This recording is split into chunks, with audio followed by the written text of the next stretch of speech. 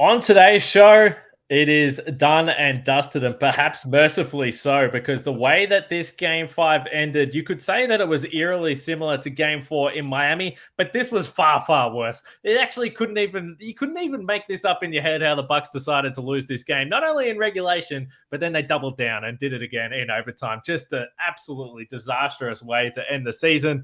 I'm usually an optimist, Frank, but this one, I tell you, that is tough to swallow. Let's talk about what we just watched. You are Locked On Bucks, your daily Milwaukee Bucks podcast, part of the Locked On Podcast Network. Your team every day. You are Locked On Bucks. My name's Kane Pittman. You can see and hear me on this show Monday to Friday, and also find my work over at ESPN.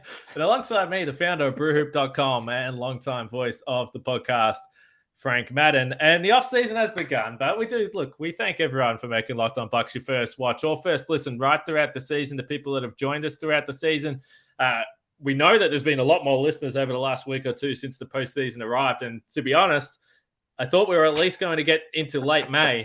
So I did not expect this. There's no question about that. I don't think anyone did, but we do appreciate everyone listening. I'm sure there'll be lots of comments, but while you're there, at least drop a like or a subscription. We would appreciate that while you join us here. But thanks for joining us today. I know this is going to be, maybe therapeutic, maybe painful, maybe you'll be hate listening. I don't know, but we know that there will be people listening to this podcast, so we appreciate it. Frank, I don't know if I'm laughing a little bit and you're laughing a little bit, and I don't know whether it's genuine laughter or it's just shock. I did say to you, there was a point, and we can break down it. We don't have enough time to break down everything that went wrong, but when it got to the end of regulation, I definitely did get to a point where I was like, look, just hit the three and just end this series, because even if the Bucks somehow win this game, I've got zero faith they're going on the road to do anything, because after watching game 4 and 5, I don't know if I even want to see a game 6 in Miami. It was just got to that point, the old Keystone Cops. It was unbelievable. It's truly unbelievable what we just witnessed. Yeah, it's hard to imagine a team going from, being that consistently good in the regular season, the team that had championship pedigree, right, was the title favorite, I think according to most odds coming into the playoffs, and just get like psychologically cooked that quickly and that completely, right? And that's the only way I can describe what we saw the last two fourth quarters. I mean, it was, on the Dunked On pod, Nate Duncan and Danny Leroux were talking about trying to remember like some of the biggest fourth quarter meltdowns, not just comebacks, but like meltdowns, right? Where teams just like blew these playoff games. We literally saw two of the most I think most memorable playoff choke jobs in consecutive games from the Bucks. I mean, and the second at home to literally like go home and stay home in shame. And, you go from being title faves. I tweeted at they literally go from title favorites to the biggest punchline in the league within the course of a week, right? Jimmy Haslam just bought this team. Can you imagine being Jimmy Haslam? You buy this team, you own the Cleveland Browns, you're like, oh, I finally bought into a winner. And then the Cleveland Browns stink apparently just like immediately takes hold over this team. And here we are. I mean, first let's say this. One of the great playoff performances in a series that I've ever seen from Jimmy Butler. Jimmy Butler owns Milwaukee. Bucks fans, understandably talked a lot of shit about Jimmy Butler the last couple of years after that playoff sweep 2 years ago. And now everybody's got to basically shut up for the rest of Jimmy Butler's career, pretty much, because what he did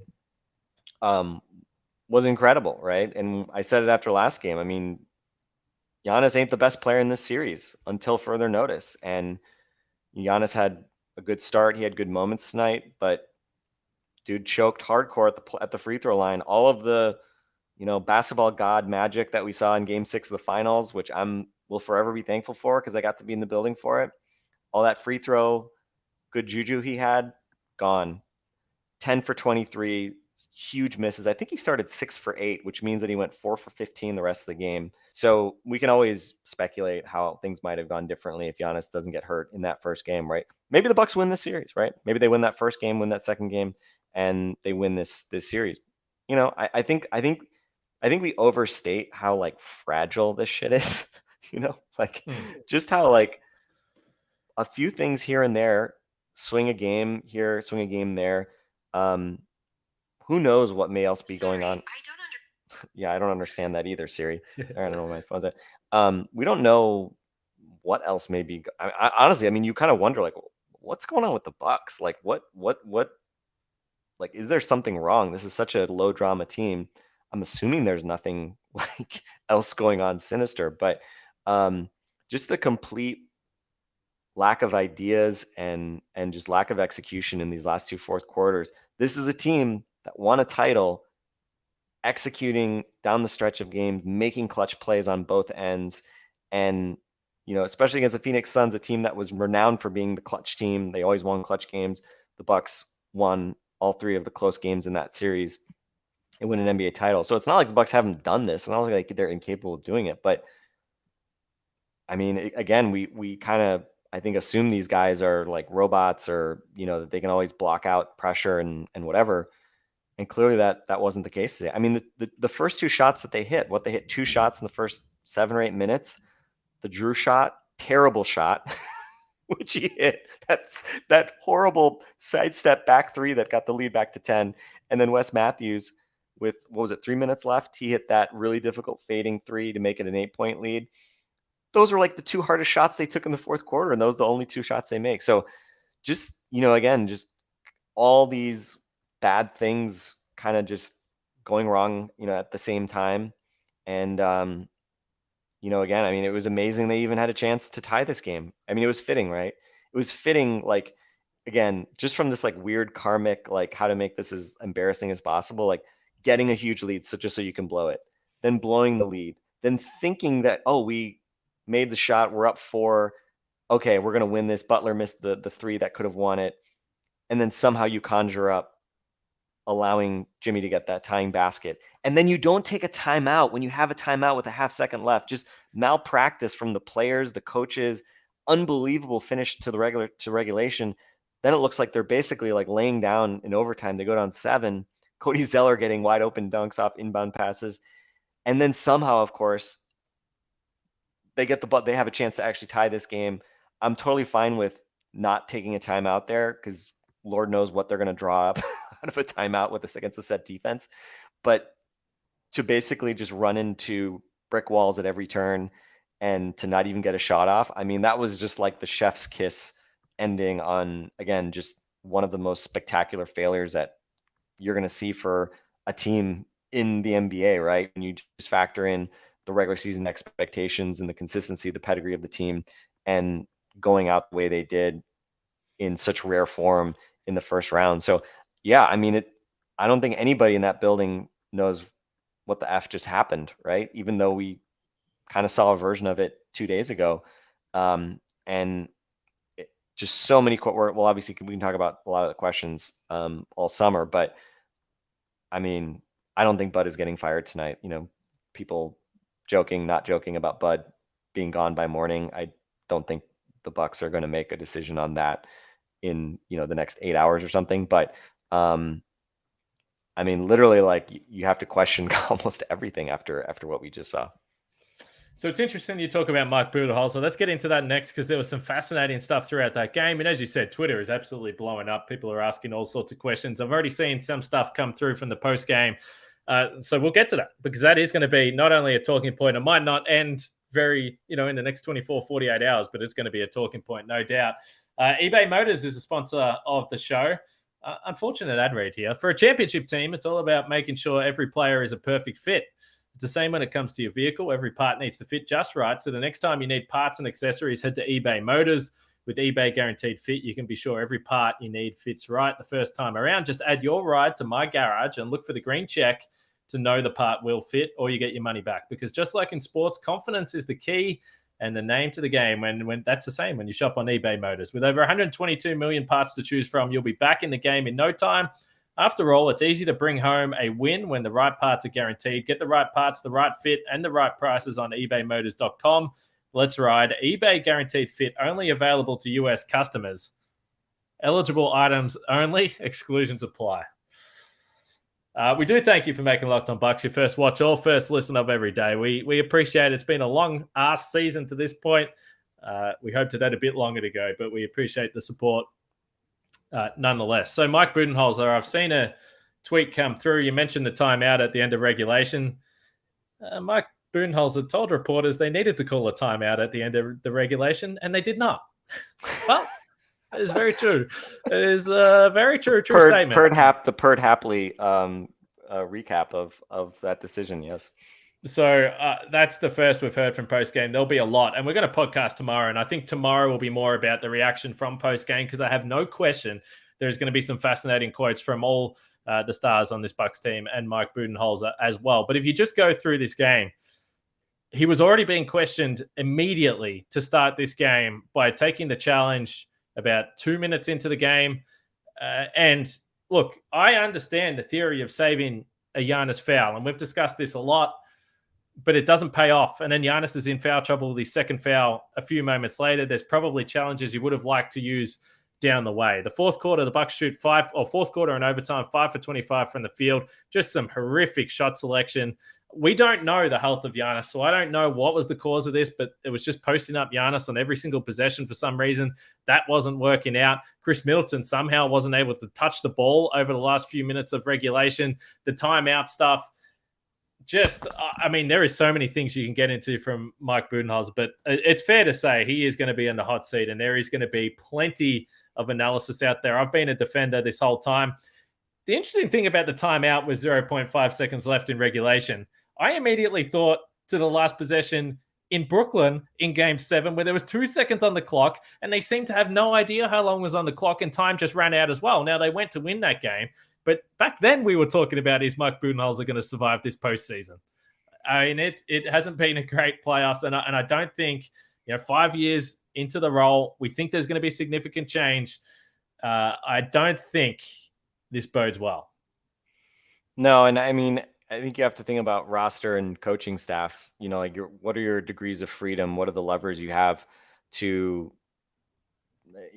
change what we just saw?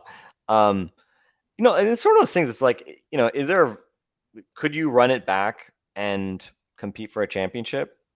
Sure. I mean, Jimmy Butler is older than Drew Holiday and Chris Middleton, by the way. Like, I don't know if people ever think of it that way. I mean, it's not like those guys are at an age where, they're condemned to no longer be kind of top level players. I think they obviously have to kind of evaluate everything. But I mean, we've talked about it.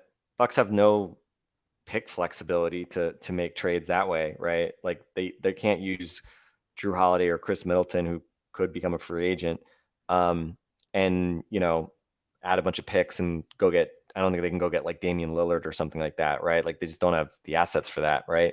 You just spent 5 second-round picks on freaking Jay Crowder, who literally didn't play the last. Well, no, he played like 1 second in this game, or like that one like end of possession I think at the end of the second quarter when they were trying to make sure Giannis didn't get a foul. So I mean, literally, like you just look at what flexibility they have. It's pretty minimal, other than essentially keeping kind of this core back and kind of investing in it further.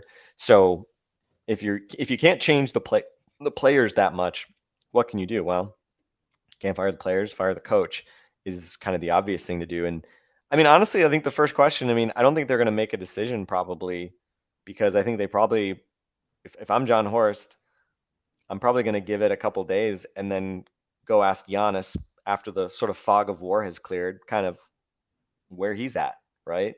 We know Giannis is extremely loyal, so I don't think he's going to be the kind of guy who's going to like immediately kind of say, yeah, screw this guy, fire Bud, unless, he thinks that that's actually a change that needs to happen. So I think they'll probably assess it.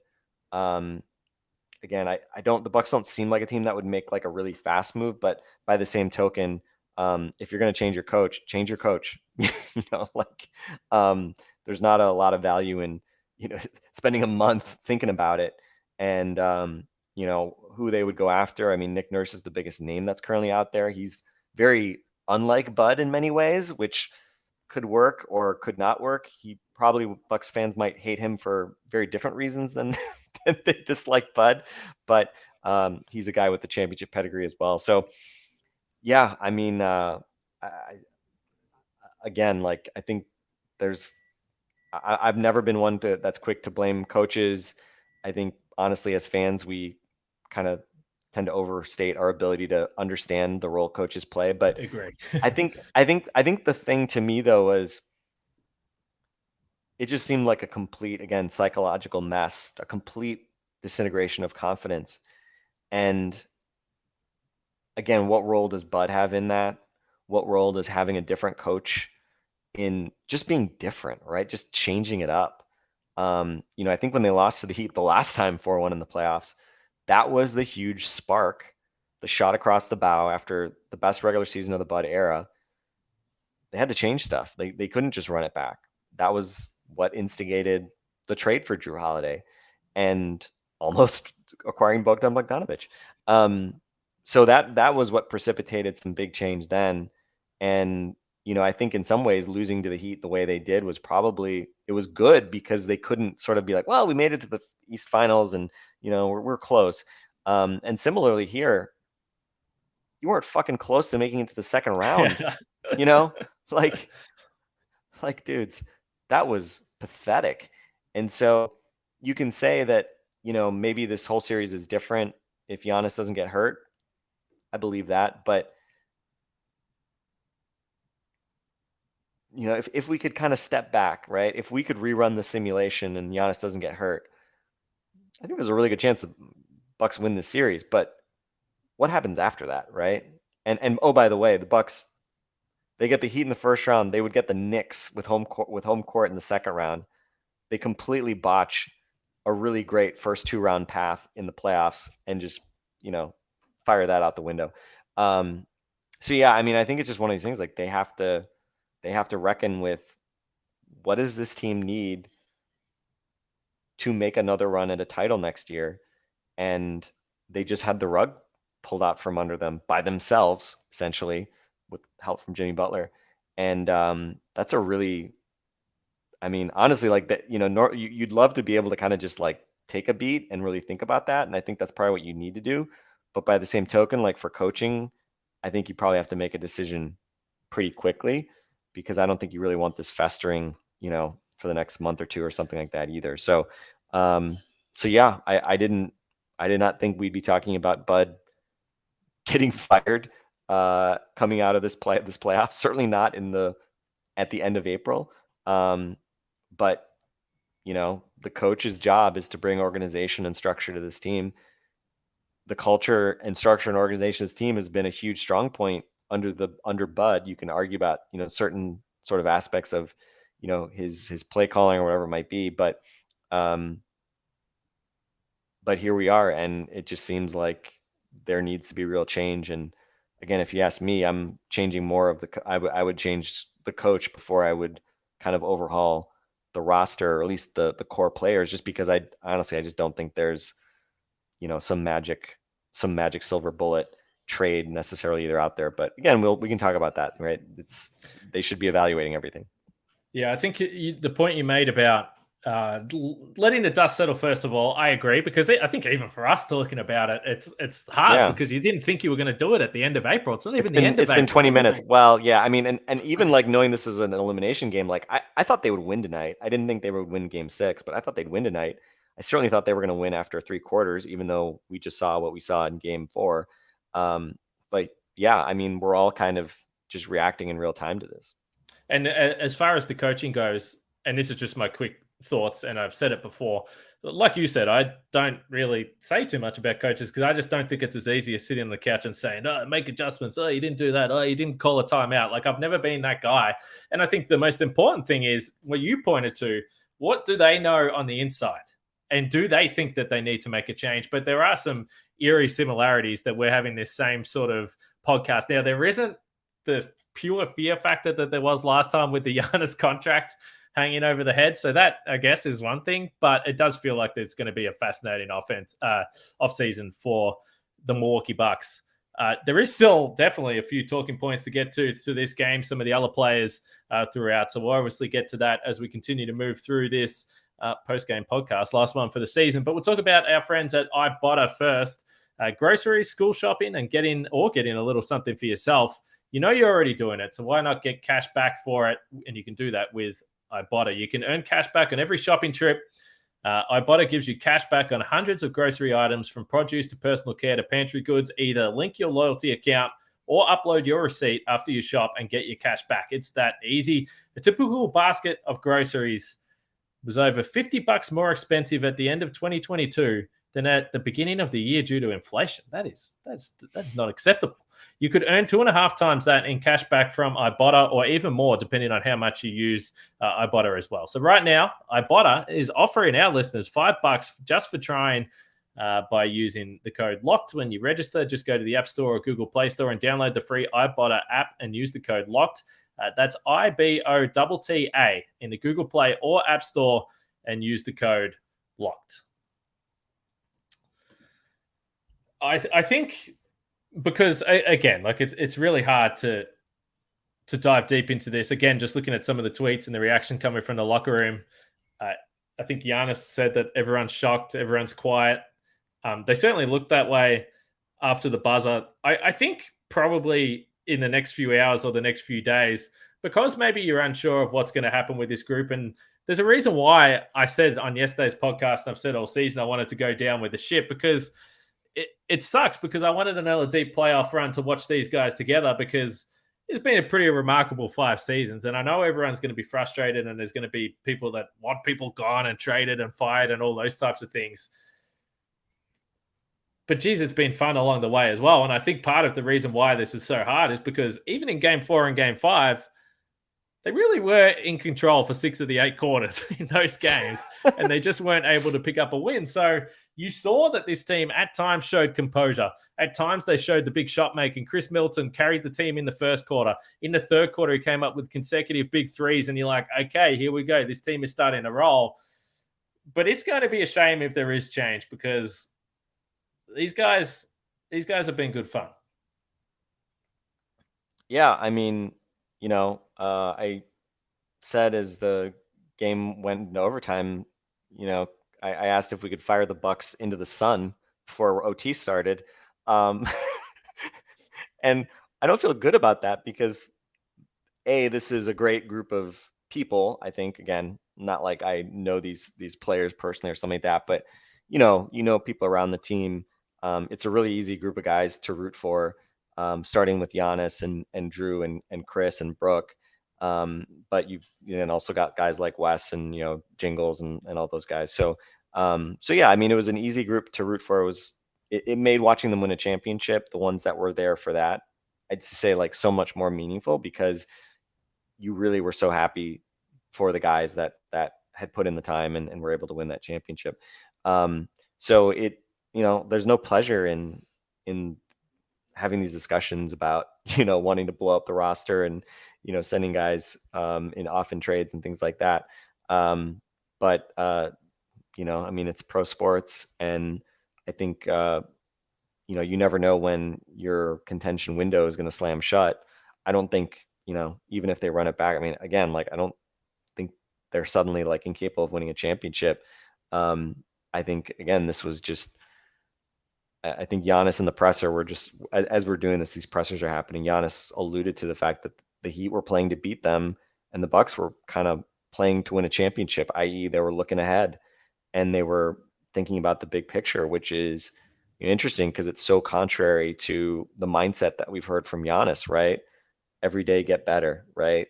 One day at a time. Like, he's spoken a lot about, the work he's done with his sports psychologist, to kind of have that sort of mature mental approach. And obviously for Giannis, frustrating, because he basically missed 3 of the 5 games.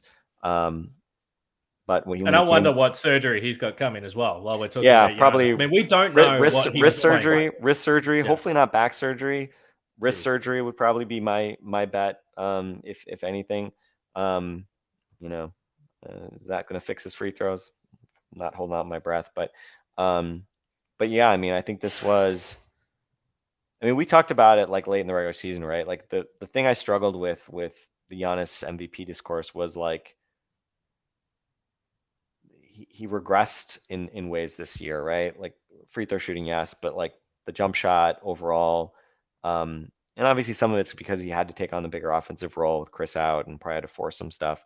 The turnovers were up, just and I thought defensively, like also he had to make compromises. I don't think he was as impactful defensively as he hasn't been in previous years, having to put up that much effort in offensively. So, this was kind of felt like the first time where it felt like Giannis really took a step back, or at least sideways as a player in a season. Like it felt like he had kind of peaked prior to this, and so maybe it's kind of fitting, I guess, right? That this is, I mean, I think he said in the presser, this is the biggest. I don't know if he used failure, but it's the worst postseason experience he's ever had. I mean, even when he was in his second year, they went 6 games when they lost to the Bulls as a whatever they were, 6 seed or whatever it was. So this is yeah, I mean, it's a bitter disappointment obviously for that group, and I think fans, right? We're trying to figure out what happened and what needs to happen moving forward. The organization obviously needs to do that. Huge financial impacts in terms of missed revenue from additional rounds of the playoffs and home games. That's real. I get it. Nobody's going to say like, oh, it's okay to not pay Brook Lopez now because you didn't get, those extra 6 or 7 home games in the playoffs. But it just impacts the franchise in so many ways, right? Utter embarrassment for the franchise, impact on fans, ticket sales. Yeah, you think ticket sales are going to be as hot next year after this? Probably not. And obviously, what we care about, which is roster movement and what the team's going to look like and who the coaches are going to be. So, yeah, I think it's just a ice bucket of water dumped over you. And the last time this happened, literally losing this in the same way to the Heat in terms of the series score. As we said, it was kind of a galvanizing moment to make a big trade, and I don't want to say like rebuild the roster or anything like that, but like definitely a reshuffling of the roster, which led to a championship. And now I think the question is, what are your options, coaching, roster, et cetera, and what does John Horst and ownership do to address that? But yeah, just a lot of questions that we were not expecting a week ago. Yeah, I think, and I think we've disagreed a little bit on the MVP stuff. I mean, and people will say, "Well, you just won't put any blame on Giannis for anything," which is fine. There might be some truth to that, but I would be curious to know what Giannis thinks about how the challenge of this season has been from him. When you talk about the offensive load he's had and the things he had to do early in the season, when Chris Middleton wasn't there and there were other guys that were out and they were playing weird line, like. I would be curious to know, because we see this a lot from listeners of the show, and a lot of them are massive Giannis fans, and they get pretty angry at me and you, and when we do criticize Giannis. I mean, he's well, mostly Frank. Yeah, it is mostly Frank. I'm the one that criticizes Giannis. Yeah, but I would be fascinated to know, Giannis has been sort of, how much input does he have? Does he get really involved in what the team does? And you already mentioned his loyalty, and he loves Chris, and he loves Brooke, and he loves all these guys. But I do wonder if, there's any part, if they talk to him, whether he's like, is there any way we can get some more dynamic players or maybe some younger players? I don't know. I would just be curious to know where his head's going to be at in a week or so, as you pointed to, when the dust settles. Because I think, no doubt, the numbers don't lie. The efficiency outside of the restricted area, all those types of things, was a struggle this year. But I think physically, this is probably the most difficult season he's had for a while. And also, we talk about this. When you go back to the postseason year on year, when you play Eurobasket in the offseason, it adds up. And this guy plays as physical as anyone in the world. By the way, it's a World Cup year and then Olympics next year. Well, that would be the upside of him getting wrist surgery, right? Is that it would be an excuse to... I'm not saying that. As an Australian, you can't take away... It's like Joe Ingles playing for Australia this year. Patty Mills. We need it. Yeah. I know what you're saying. Yeah. Yeah, I don't know. It's I think Giannis, just looking at some of the stuff coming out of the presser, I mean, I think there was certainly I think already some thoughtful reflection from him about what this means. But yeah, I mean, it's obviously just another chance to win a title that unfortunately, last year I think the Bucks felt like their chance was kind of taken from them with the Middleton injury. But even with Giannis missing, essentially 3 games here, this series, I mean, the accountability has to start with themselves and looking in the mirror and realizing that they did this to themselves. And I think that's just gonna again spark probably some difficult conversations because like with Chris, right? Like he can opt out. Like does Chris want to be here? Does Chris here? Is he aware of the like Twitter sort of discourse around him? I mean, it's funny, right? I mean, he's had the monster first quarter today, 33 points on 24 shots, 6 rebounds, 6 assists, right? 41 minutes. I mean, Chris Middleton in this series, right? Like I think we're going to look at the numbers. Last game was a disappointment, especially from a scoring perspective. Obviously you wish him and the rest of the group made more shots in the fourth quarter. But it's not like let's see, what's he going to average? I think he was averaging 72, 86, 119. He probably averaged like about 24, 25 points a game in the series. On good efficiency. Solid efficiency. I think the defense was really the thing that stood out, right? The fact that they were just relentlessly targeting him, and when Jimmy went at him, it was just a fist through wet tissue paper, right? I mean, he just looked physically overmatched. It was tough. So yeah, I mean, again, like if Chris opts in, you could trade him, but I think that's honestly like the biggest threat to the Bucks talent ceiling next year is Chris Middleton opting out and going someplace else, because maybe he's just like, yeah, you know what, like I'm feeling bad vibes, or someone else is going to offer me a big, huge payday, and maybe the Bucks have some questions about that now. And if Chris leaves, I mean, what you were saying, Giannis, basically taking this huge load because he has to carry the team offensively in ways that he doesn't when Chris is around, blah, blah, blah. I mean, then that's his new reality, because you're not signing, there's no magic, way to add a guy of that level if Chris departs via free agency. So, Drew, I think is interesting because, I mean, did any of us think about Drew being a guy that you want to trade? No, but, he's going to be coming up on his, he'll have an opt-out year, after next year, and every year he can't shoot in the playoffs. So, I mean, do you make a shakeup by trading Drew Holiday? It seems crazy to talk about, but I think the Bucks at least have to think about it. So, yeah, unpleasant conversations, but I don't know. I will default to run it back and get a new coach. That'll be my, run it back-ish, right? Like there's obviously going to be things that change around the margins. But there's also some impact from the CBA. Like the Bucks actually are pretty incentivized to keep basically the guys that they can keep, in part because they're going to have less flexibility to add more salary after this summer. So we can worry about that later. But later. Yeah. That's hey Frank, we got a lot of content we're going to get through in the next. Would Marjon Beauchamp have been able to turn this series around, Kane? We're going to spend a week talking about that. No, we're not going to talk about that, but it's hard to believe. We may need to, right? We may need to spend a week on freaking Marjon Beauchamp. But yeah. It's hard to believe he could have done worse in those last 15 seconds when it's like, hey, someone just hang on to the ball and shoot some free throws. You're treating it like a hot potato and trying to launch it to someone. You're trying to pass the responsibility to someone sitting in the front row. You want Gruber to shoot the free throws to keep the season alive. I mean, goodness sake, just hold on to the ball. Oh, that is unbelievable. I will never watch that fourth quarter or overtime again. It's better. It's probably, is it, you were kind of, yeah, I mean, you were basically saying it does feel almost better in some ways to just rip the Band-Aid. Well, if you're going to have change, as you said, Frank, like there's no point in extending. Just get it over with, and then you're forced to have a look at it. I don't know. That doesn't feel good. Yeah. Well, that underscores that, like, fuck this team. They weren't winning a championship.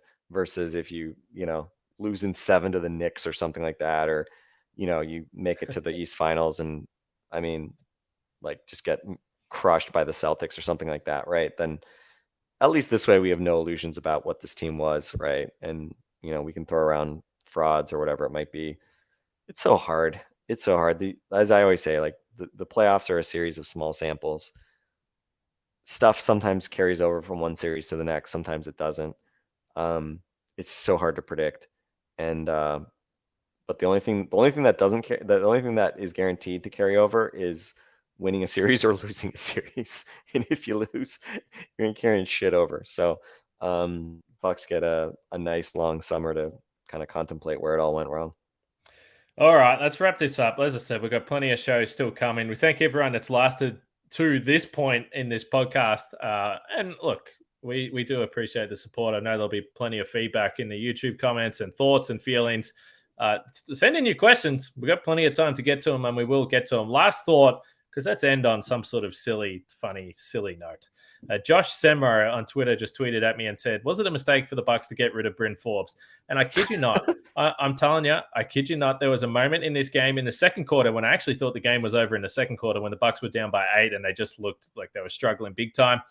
I thought, I wonder if this is the curse of Bryn Forbes and the Bucks because they got that, the Jimmy Butler series in 2021. Now they are forever doomed against the Miami Heat by random role players just going off, like Gabe Vincent looking like CP3, Max Strus just out of his mind, Duncan Robertson. So the old curse. I mean, it's funny, right? Because like this is such a like an existentially significant game that we don't really break down stuff that much, which I don't know that people care about us talking about the way that Brook Lopez inspired that second quarter run, whatever, right? At this point, like who cares? But it is wild to look at the box score. Bucks shoot 42% from 3.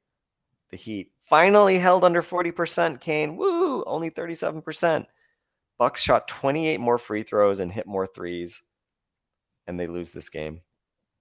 I mean, it's just incredible how the math works sometimes with a basketball game. Like you do like these 3 things, you think, oh, you can't lose.